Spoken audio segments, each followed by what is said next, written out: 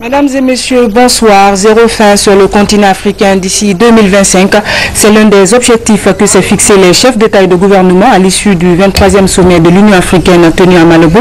Pour ce faire, des recommandations pertinentes ont été faites, notamment celle de doter les agriculteurs d'outillages nécessaires et modernes afin d'atteindre la sécurité alimentaire en Afrique. Sanassi Keita est notre envoyé spécial. L'agriculture et la sécurité alimentaire étaient au centre des débats au cours de cette 23e conférence des chefs d'État et de gouvernement de l'Union africaine. Objectif, atteindre l'autosuffisance alimentaire d'ici 2025 en dotant les agriculteurs d'outillages nécessaires. Le président de la République, professeur Alpha Condé, mesure cet enjeu. La Guinée, nous avons 6 millions d'hectares, effectivement, plus de 21%. Alors que nous pouvons faire du culture par an. Notre objectif aujourd'hui, c'est de développer l'irrigation. Nous avons un projet en partenariat avec Mali. Ça va nous permettre de développer l'irrigation, ce qui peut nous permettre de produire à la fois en janvier pendant la saison des pluies. Donc non seulement des produits suffisants, mais pouvoir exporter rapidement.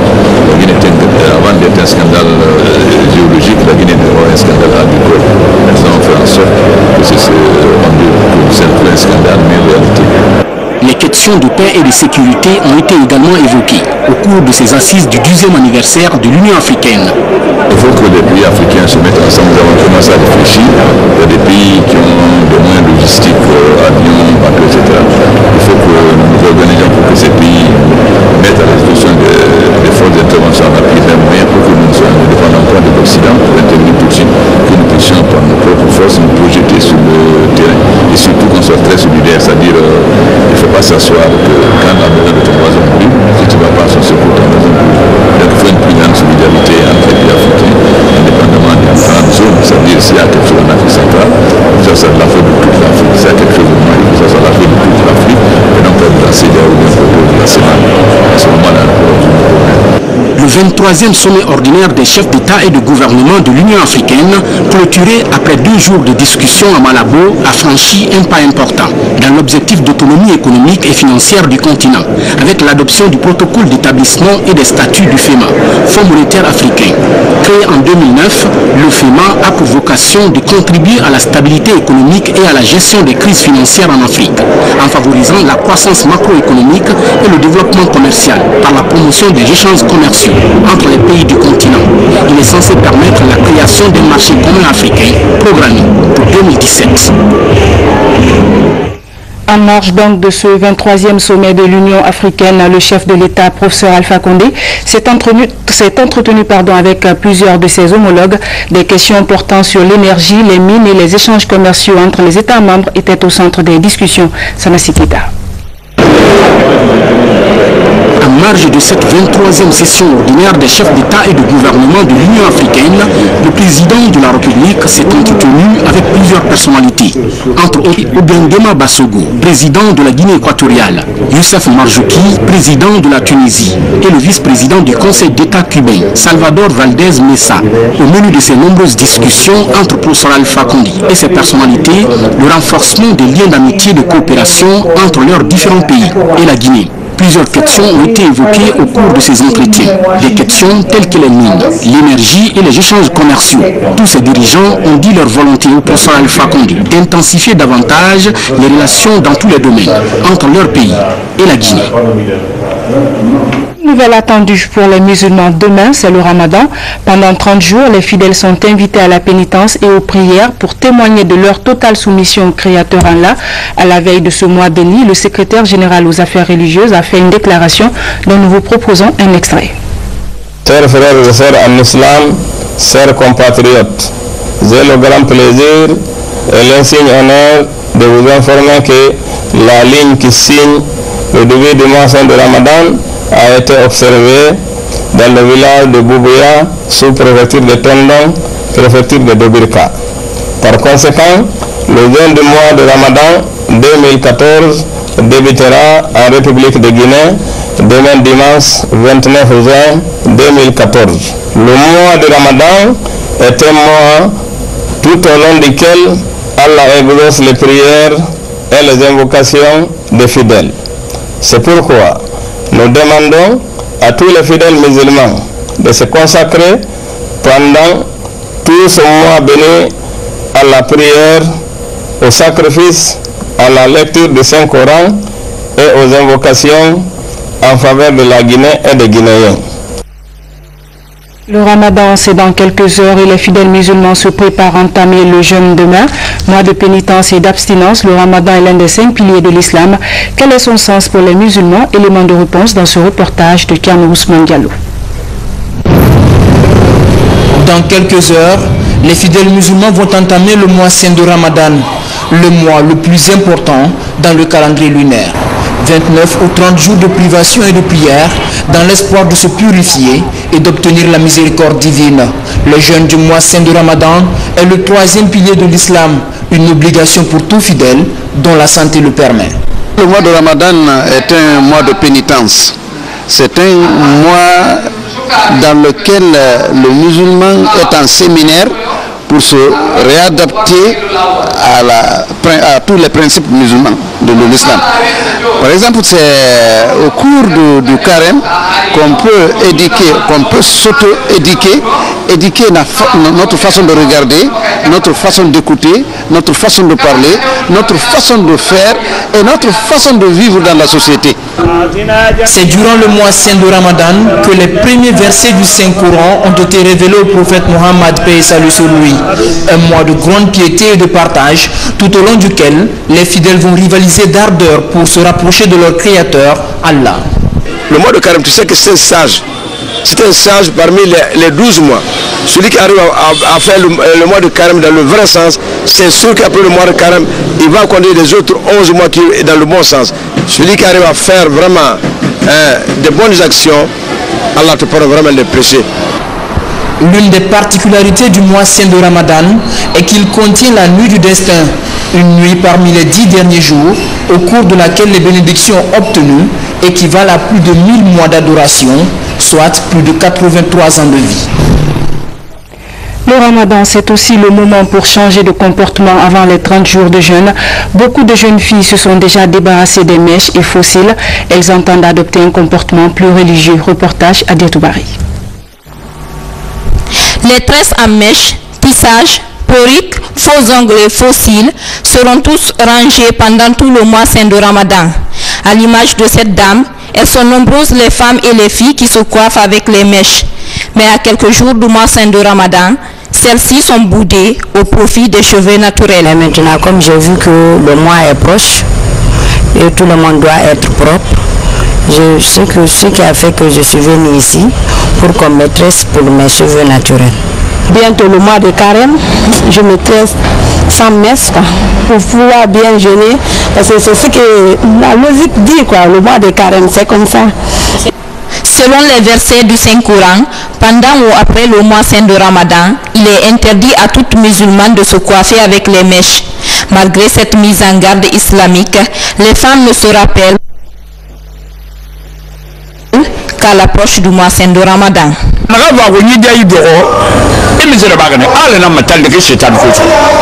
Ceux qui tressent les mèches font le travail du Satan. Donc, les personnes qui le font, leur sort c'est l'enfer, puisque cela est interdit par la religion. À cette interdiction de mettre les mèches et les faux ongles va s'ajouter le port des habits décents par les femmes durant ce mois saint. Des habits qui vont couvrir tout le corps comme le recommande la religion musulmane. À Timbo, la mosquée historique de Karamoko Alpha Motimbo va bientôt connaître une rénovation. Le chef de l'État entend investir plus de 4 milliards de francs guinéens pour la réhabilitation de cette maison de Dieu. Notre reporter Isidore Gonuna Nanamo de Tunkarata rentre de Timbo. Voici son reportage.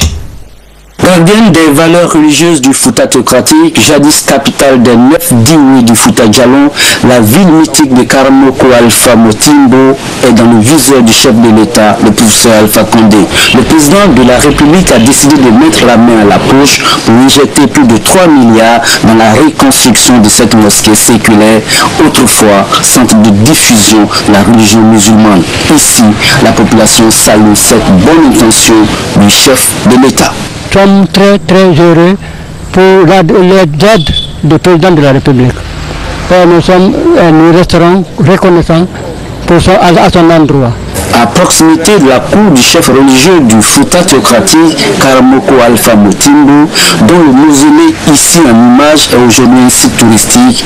La reconstruction de cette mosquée est perçue ici comme un acte fort du pouvoir central qui n'aura jamais d'égal. Cette mosquée est vieille depuis 1735.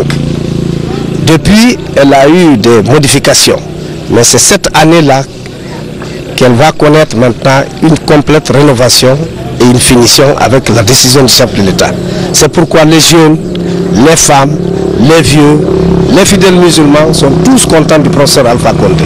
Au dit des ingénieurs, sur instruction du chef de l'État, les travaux ne doivent pas durer plus de 4 mois. Présentement, nous sommes aux environs de 75 à 80% d'état d'évolution des travaux. C'est les travaux d'achèvement maintenant qui sont impliqués. À l'intérieur de la mosquée, les travaux sont presque achevés. Il ne reste pas grand-chose, si ce n'est que la partie de la mezzanine. Il reste un peu. Même les travaux d'électricité, tout le câblage est déjà fait. Cette mosquée de Timbo a 2 niveaux, avec des minarets comme ceux des grandes mosquées d'Arabie Saoudite. Le plan prévoit plusieurs ouvrages, entre autres une salle de conférence, le logement de l'imam, une bibliothèque religieuse et des bureaux. Pour faciliter l'accès et permettre aux fidèles de prier en toute sécurité, il est prévu une contournante pour éviter le trafic routier devant cette mosquée. Selon les ingénieurs, une fois achevée, la mosquée de Timbo sera l'une des plus grandes mosquées de la sous-région. Des imams, 500 au total, ils bénéficient d'une bourse de formation au Royaume du Maroc. Mais déjà, le secrétaire général des affaires religieuses fixe des conditions pour faire partie du groupe. Première condition, parler et écrire couramment l'arabe. Habib Cham. Venus de tout le pays, ces fidèles musulmans ont un seul défi, être parmi les 100 imams qui seront recrutés cette année par voie de concours pour 2 ans de perfectionnement au royaume chérifien. Chaque préfecture a représenté ici, tout le monde est arrivé aussi. Donc nous sommes prêts, Inch'Allah, à battre pour la Guinée. Nous sommes sûrs qu'on fera quelque chose, Inch'Allah. Et en Maroc aussi, on fera le mieux.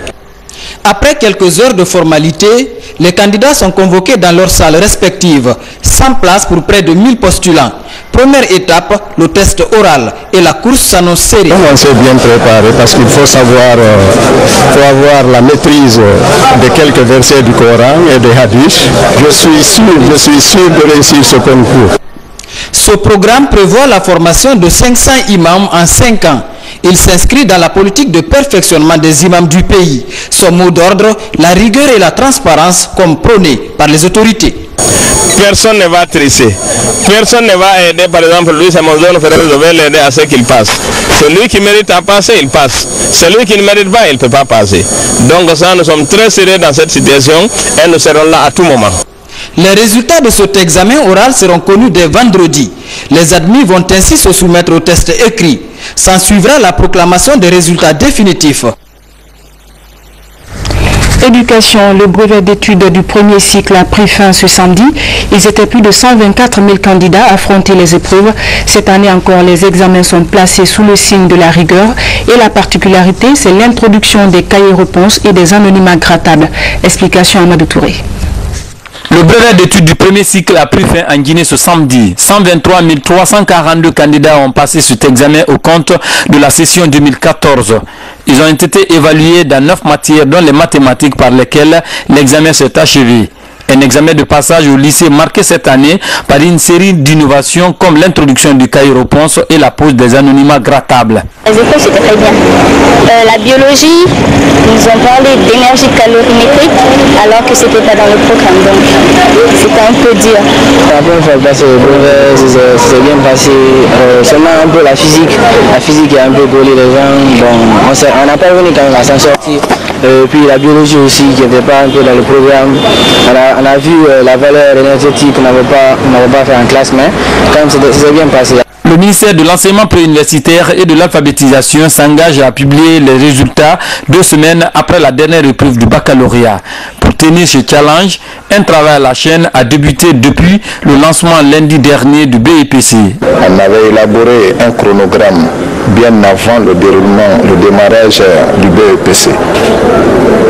Le chronogramme consistait à mettre en chaîne le déroulement des épreuves, le secrétariat et la correction. À partir du lundi, les épreuves qui étaient programmées le matin, jusqu'à 13h, à 14h, on avait convoqué tous les correcteurs.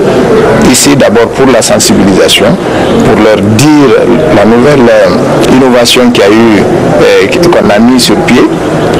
Donc ici, qu'est-ce qu'il faut faire? À Conakry, pour ce qui concerne le BEPC, plus tard, mercredi, jeudi, tout va finir. Après le brevet d'études du premier cycle, le baccalauréat unique sera lancé en début de semaine prochaine. Cette année, 64 649 candidats passeront cet examen dans cette matière, contre 6 pour les sessions antérieures. Santé, la riposte contre Ebola se poursuit. Le gouvernement a mis en place une commission interministérielle. Ses membres se retrouvent chaque jour pour faire le point sur la situation de la maladie. Des mesures de prévention sont envisagées pour inverser la courbe d'évolution. Adiatou Bari, reportage. Le virus Ebola semble s'arrêter dans sa course en Guinée. Au cours de cette dernière semaine, les préfectures de Massanta, Kissidougou, Dabola, Dinguiraï et Kouroussa n'ont pas enregistré de nouveaux cas de contamination de la fièvre à virus Ebola. Les villes de Conakry, Bofa et Kékédou, elles, sont encore sous surveillance. 10 cas suspects dans les centres de traitement à la date du 26 juin. 5 préfectures antérieurement touchées, Massanta, Kissidougou, Dabola, Dinguiraï et Kouroussa, n'ont pas notifié de nouveaux cas cette semaine. Les mesures de riposte, de contrôle et de prise en charge médicale continuent à Conakry et dans toutes les préfectures touchées par l'épidémie. Actuellement, il faut noter que parmi les préfectures encore qui nous notifient des cas, notamment la préfecture de Guéguédou, Conakry et Bofa, et la plus grande réticence, on l'a enregistrée dans la préfecture de Guéguédou. Il y a quelques réticences quand même dans la ville de Conakry. Pour rompre la chaîne de contamination du virus Ebola dans le pays, le suivi des personnes contacts est renforcé dans les zones touchées. Cependant, cette mesure est mal comprise par les citoyens. Actuellement, nous sommes informés de la plupart des déplacements de contacts qui sont suivis. Et dès que nous avons un centre de régulation et un système d'alerte qui est basé à la division prévention, où nous recevons des coups de téléphone sur les déplacements des différents contacts. Mais encore, nous sommes confrontés à ce que certains citoyens ne nous disent pas toutes les informations nécessaires à ce propos. Nous sommes en train d'utiliser beaucoup de techniques en utilisant des anthropologues, des sociologues et des psychologues pour pouvoir amener les uns et les autres à nous accompagner dans le suivi des contacts. Depuis le début de l'épidémie Ebola en Guinée, le ministère de la Santé et ses partenaires font de la sensibilisation un de leurs chevals de bataille. 14 ONG sont financées pour des activités allant dans ce sens. Forte mobilisation des militants et sympathisants du RPG Arc-en-Ciel dans la commune urbaine de Koya. Un meeting pour soutenir les idéaux du chef de l'État, professeur Alpha Condé. La cérémonie a été présidée par le chef du gouvernement, Mohamed Seyd Fofana. Adi Kamara, compte rendu.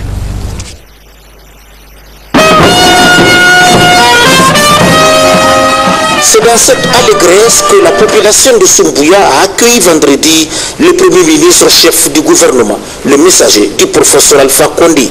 Jeunes femmes sages de Soumbouya sont sorties massivement pour exprimer leur volonté de soutenir les actions du professeur Alpha Condé.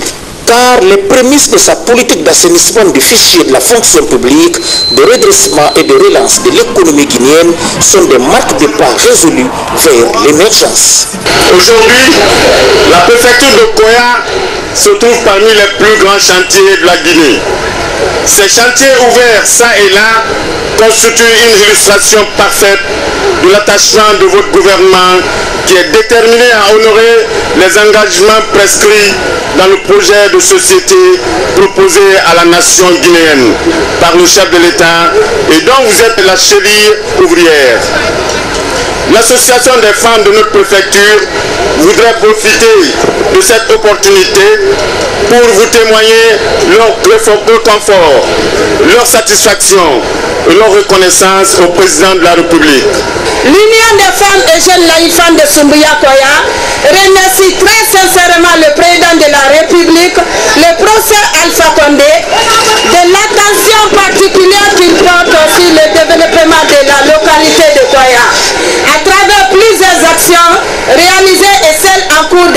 mobilisation, à savoir la réalisation des travaux d'agrandissement et de bitumage de l'autoroute Conakry-Koya avec des grands ouvrages de franchissement, l'amélioration de la desserte des eaux et électricité de la population de Koya, la pose de la première pierre du pont de Kaka le 17 mai 2014 sur la nationale Koya-Kindia en vue de désenclavement futur de cette zone et permettre aussi la libre circulation des personnes et des biens ainsi que la fluidité du transport routier.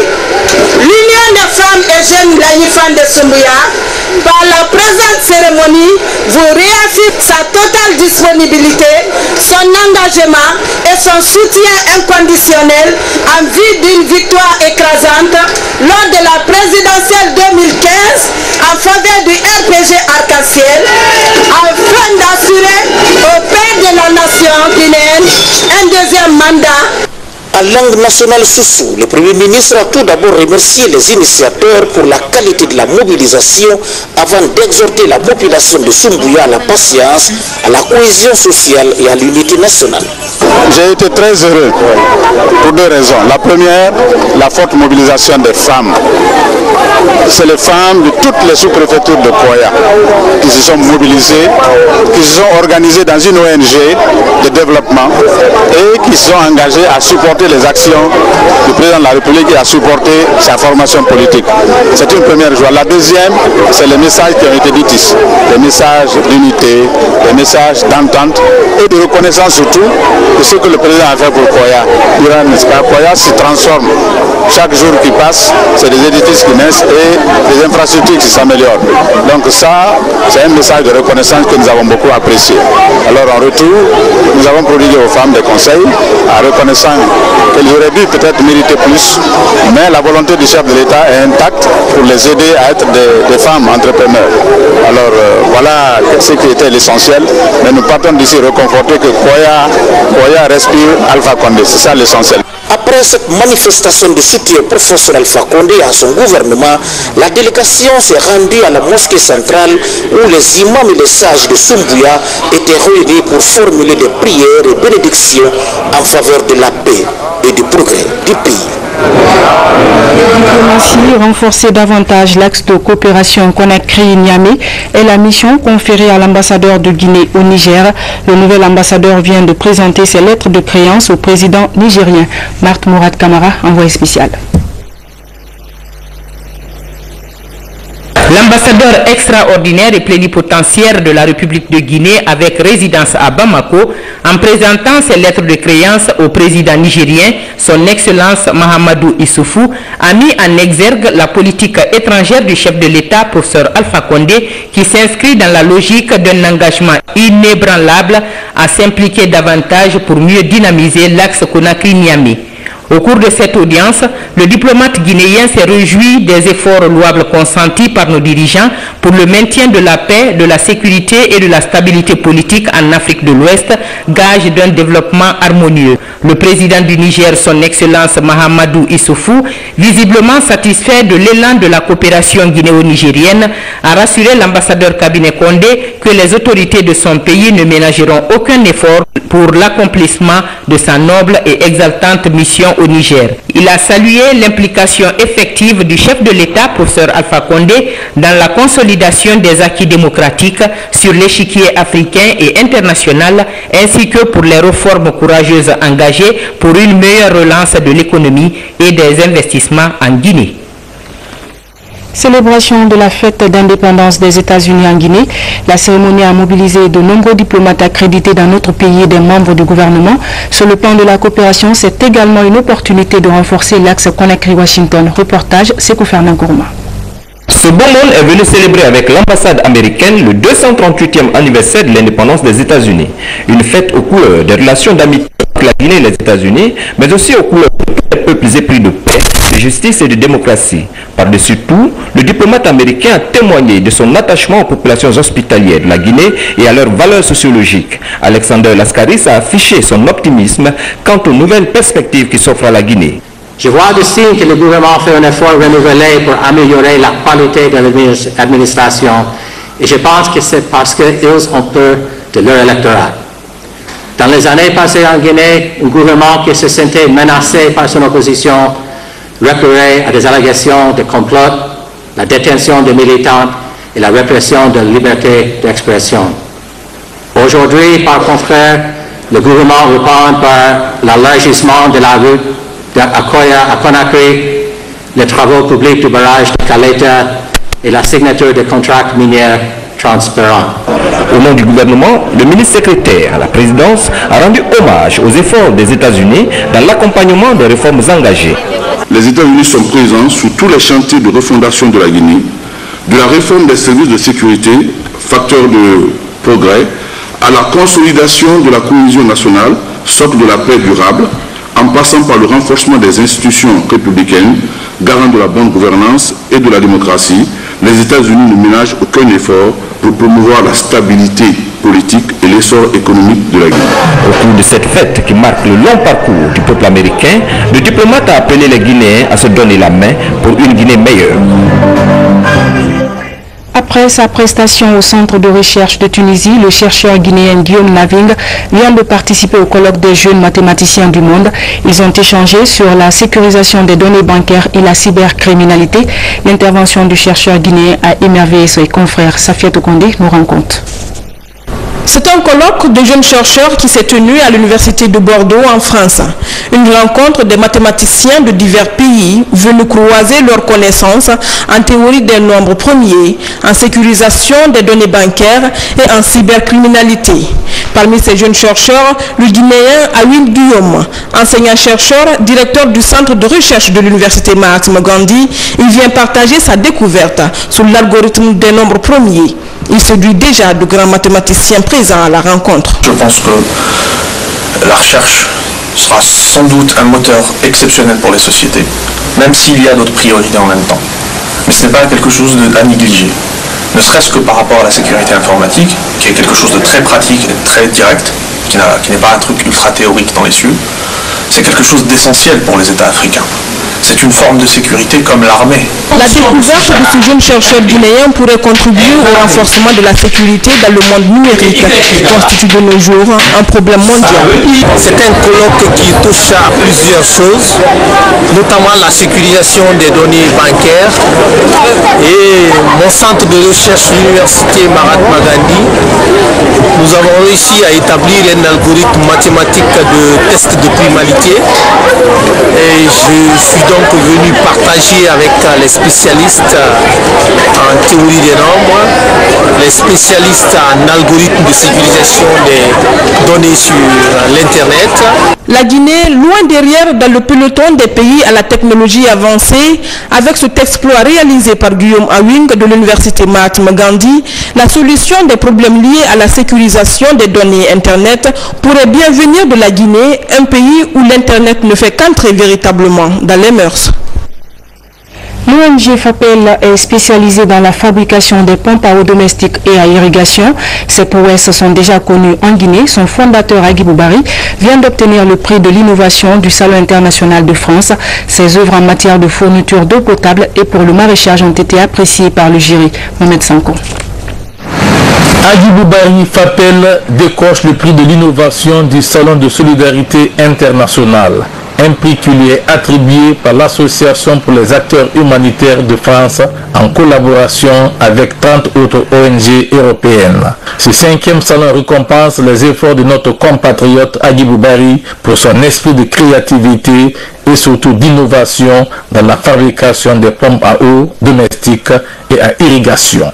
Et vous avez aujourd'hui des pompes inox que nous avons aujourd'hui avec FAPEL et des pompes qui peuvent aller jusqu'à 40 mètres de profondeur et des pompes d'irrigation aussi qui peuvent irriguer à 50 à 100 mètres sur terrain plat.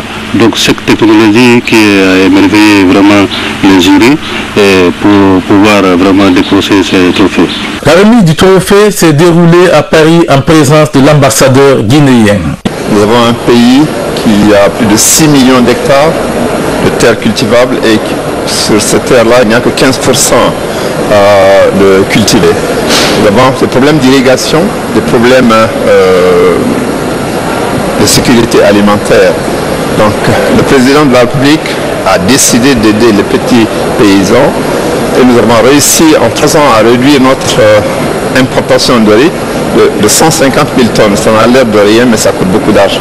C'est un honneur pour tous les Guinéens et on le félicite, qu'on l'encourage et qu'il puisse aspirer à plus de trophées possibles. Depuis 2000, FAPEL évolue dans le domaine de la fabrication des pompes à eau, des pompes à pédales sur brouette, sur les puits maraîchers et des pompes sur fourrage. C'est donc une pompe à fourrage qui a été installée par FAPEL au bénéfice des travailleurs de la RTG Coloma. Et puis ce communiqué, le ministère de la Justice informe les magistrats que sur ordonnance du premier président de la Cour suprême en date du 24 juin 2014 et sur le fondement de l'article 14 de la loi organique du 17 mai 2013 portant statut de la magistrature, il est décidé ce qui suit. La période de vacances judiciaires est fixée du 1er au 31 août 2014. En outre, la rentrée solennelle de l'ensemble des cours et tribunaux sera fixée ultérieurement. Le thème retenu sera pour une justice indépendante, impartiale et intègre. Ce thème sera présenté par M. Ali Touré, substitut du procureur de la République, près le tribunal de première instance de Mafanko. Signé Maître Cheikh Sako, ministre d'État, garde des Sceaux. Des jeunes Guinéens de France séjournent à Conakry. Ils sont venus dans le cadre de la concertation entre jeunes de la diaspora, le mouvement associatif de Guinée et les pouvoirs publics. L'idée est de faire participer les Guinéens vivant à l'étranger au processus de développement de notre pays. Komara Moussa. Ces jeunes sont de la diaspora de France. Ils sont venus représenter plus d'une centaine d'associations à cette toute première concertation entre jeunes de la diaspora et les pouvoirs publics.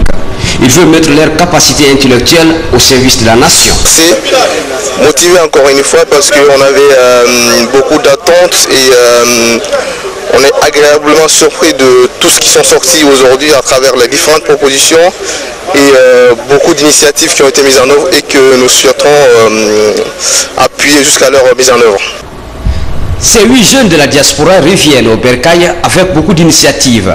Dans les travaux de groupe, ils proposent en première ligne la mise en place d'une base de données des compétences de la diaspora et la création d'un partenariat entre jeunes vivant à l'étranger et ceux du pays d'origine, afin de renforcer le dialogue interguinéen. Je pense que c'est évidemment que ce processus puisse continuer, c'est-à-dire qu'à la fois les pouvoirs publics trouvent cet espace assez intéressant pour devoir le poursuivre, à la fois le reconnaître et puis continuer à impliquer les jeunes là-dedans et avoir une jeunesse de la diaspora qui puisse être présente. Et je pense que les deux ensemble peuvent bien mener des projets qui vont dans le sens du développement de la Guinée. Les jeunes de la diaspora ont beaucoup apporté au développement de la Guinée.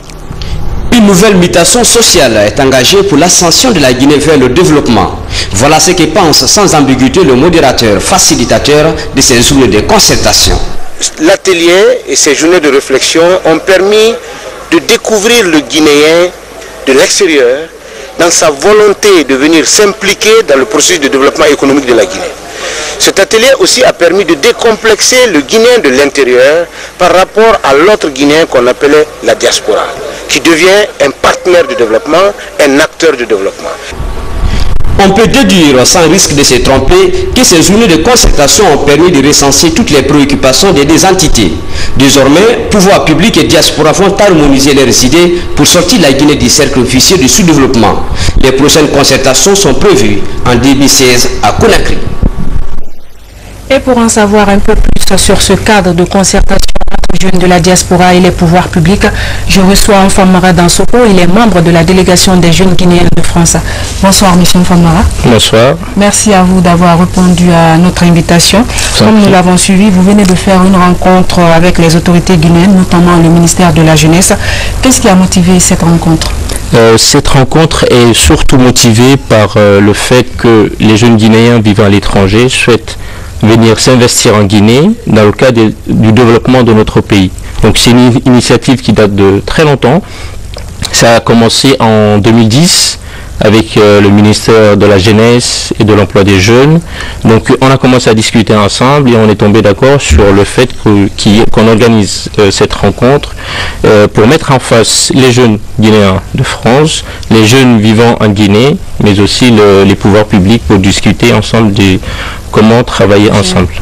Quelles sont les grandes recommandations qui ont sanctionné la rencontre? Les recommandations, c'est qu'on va se retrouver dans le cadre, dans la mise en place de ce cadre de concertation qui va permettre à ces différents acteurs de se rencontrer et discuter ensemble, mais aussi de mettre en place une feuille de route qui a été définie, élaborée, oui, dans le cadre de durant ces 3 jours d'atelier.